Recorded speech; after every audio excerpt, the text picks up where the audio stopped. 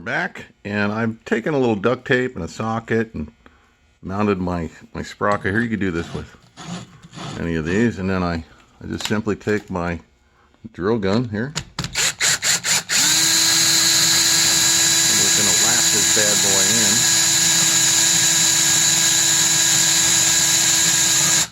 in. Yeah, we'll go both directions.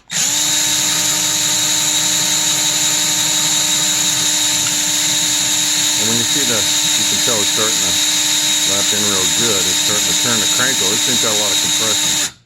That means we're lapped in. Let's take a look at my shaft here, see how it looks.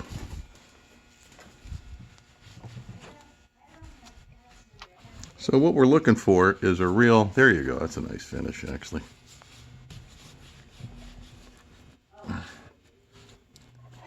And next we're going to spend a lot of time detail. Yeah, you can see it's a nice contact there. And that's what we're looking for. Next we're going to go in there and clean that keyway hole out, because that's going to have a lot of abrasiveness in it. And we want to make sure that keyway is super clean before we reinstall everything.